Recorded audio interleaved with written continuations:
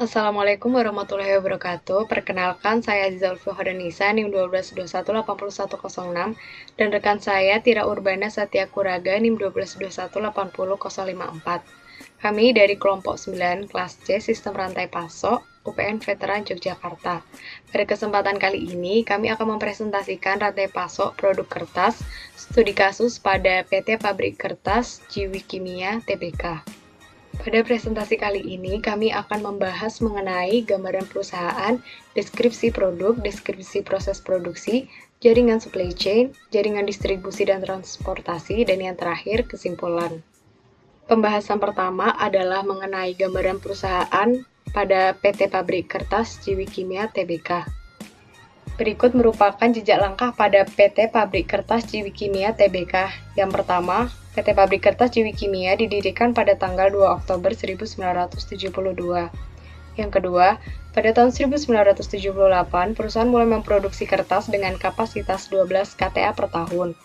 Yang ketiga, pada tahun 1990, saham PT Pabrik Kertas Jiwi Kimia terregister sebagai TKIM pada Bursa Efek Jakarta dan Surabaya, yang keduanya saat ini telah bergabung menjadi Bursa Efek Indonesia.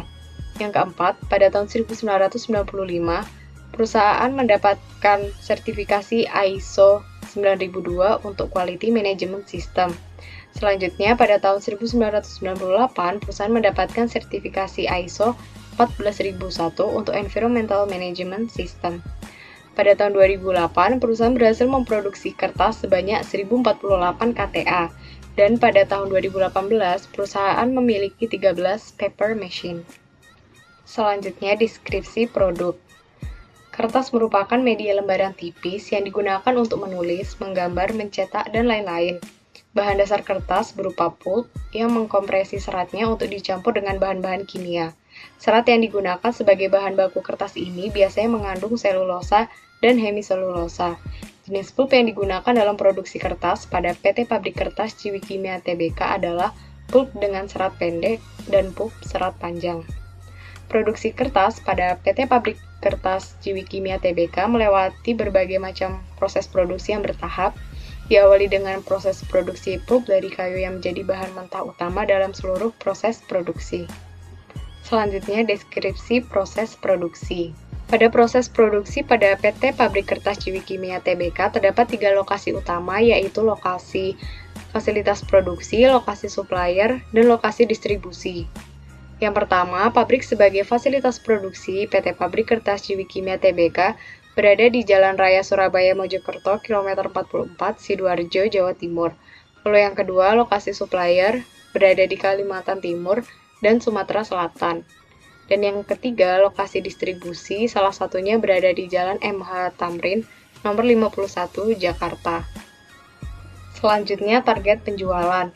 Produk dari PT Pabrik Kertas Jiwi Kimia Tbk sudah dikenal di pasaran luar seperti pada negara Asia, Timur Tengah, Eropa, dan Afrika. Target penjualan dan strategi pemasaran yang dilakukan oleh PT Pabrik Kertas Jiwi Kimia Tbk lebih berfokus pada pasar Asia dan domestik. Hal ini karena keduanya tidak terpengaruh secara signifikan terhadap krisis ekonomi. Pelanggan PT Pabrik Kertas Jiwi Kimia telah tersebar di seluruh dunia. Oleh karena itu, perusahaan terus berusaha mencari pasar baru yang konsumsi kertasnya masih berpotensi untuk berkembang agar dapat memperluas pasar dari produk yang dihasilkan. Untuk distribusi lokal pada PT Pabrik Kertas Jiwi Kimia Tbk, sebagian besar produk kertas dan produk pengemas dijual melalui distributor-distributor yang sudah memiliki hubungan kerja dengan wholesaler, retailers, dan pedagang, di mana mereka menjual produk PT Pabrik Kertas Jiwi Kimia ke penerbit, sekolah, kantor, dan toko. Sedangkan untuk distribusi internasional, PT Pabrik Kertas Jiwi Kimia mendistribusikan hampir semua produk ekspornya melalui distributor, agen, toko, dan langsung ke pabrik atau end customer. Selanjutnya akan dijelaskan oleh rekan saya, Tira. Baik, selanjutnya saya akan menjelaskan tentang jaringan supply chain, di mana jaringan supply chain ini dapat dilihat pada gambar sebagai berikut. Nah, yang pertama, keterangan 1 yaitu PT Pabrik Kertas Jiwi Kimia Tbk. Nah, Pabrik Kertas Jiwi Kimia Tbk ini memiliki supplier dan distributor. di mana supplier di sini ditandakan dengan nomor 2 dan untuk distributor ditandakan dengan nomor 3. Untuk pertama, supplier terdiri dari 2, yaitu PT Sumalindo Hutani Jaya Kehutanan Jakarta dan PT Oki Pulp and Paper Mills Industri di Jakarta. Lalu untuk distributor, dilihat terdapat 5 distributor.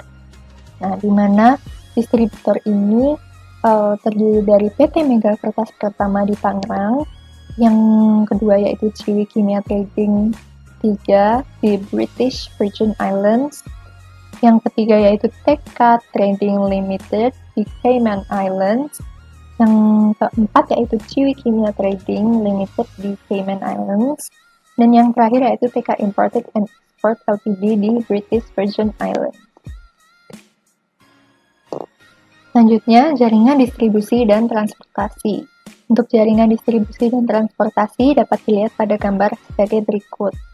Nah, untuk pertama nanti berawal dari supplier yang akan mengantarkan bahan baku ke PT Pabrik Kertas Kimia, Pabrik Kertas Ciwi Kimia Tbk, dan PT Pabrik Kertas Ciwi Kimia Tbk ini akan menghasilkan produk berupa kertas. Nah, produk tersebut akan didistribusikan ke distribution center di masing-masing distributor. Yang di Tangerang, di British Virgin Islands, dan di Cayman Islands.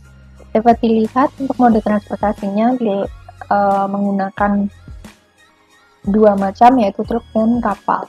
Lalu nanti distributor akan mendistribusikan produk ke customer. Nah, di PT Pabrik Kertas Ciwi Kimia Tbk ini menggunakan decentralized distribution center dan strategi distribusi warehousing. Karena dapat dilihat di gambar tadi, untuk distributornya tidak berada dalam satu lokasi dan ada yang di luar negeri, maka strategi distribusi yang digunakan yaitu sebagai berikut. Lalu mode transportasi dengan truk dan kapal, mengingat tadi juga untuk proses distribusinya ada yang ke luar negeri, maka menggunakan kapal, sedangkan untuk yang di dalam negeri menggunakan truk. Yang terakhir yaitu kesimpulan, di mana kesimpulan yang dapat diambil yaitu dalam kegiatan produksi memperhatikan keseluruhan proses dan diperlukan strategi yang tepat untuk kegiatan produksi. Pemilihan jalur distribusi juga dilihat dari target pasar, di mana pada studi kasus ini target pasarnya tidak hanya di Indonesia, melainkan juga di luar negeri. Maka dilihat dari target pasar tersebut, maka ditentukan pemilihan jalur distribusi, yaitu decentralized distribution center dan metode dan strategi distribusi warehousing. Nah, yang selanjutnya yaitu strategi distribusi yang baik akan mencapai target pasar. Lalu yang kelima, transportasi berperan penting dalam pendistribusian produk. Dan yang terakhir, pemilihan transportasi tidak hanya dari aspek ongkos, melainkan juga aspek lain seperti kualitas kinerja. Nah, untuk pemilihan transportasi itu terdapat berbagai macam mode transportasi. Nah, untuk studi kasus ini dilihat dari kualitas kinerjanya dan juga aspek ongkosnya. Untuk kapal itu lebih ongkosnya lebih murah dari menggunakan mode transportasi pesawat, maka yang lebih menguntungkan untuk perusahaan yaitu menggunakan kapal dengan kuantitas yang lebih. Sekian presentasi dari kelompok kami, kurang lebihnya mohon maaf. Wassalamualaikum warahmatullahi wabarakatuh.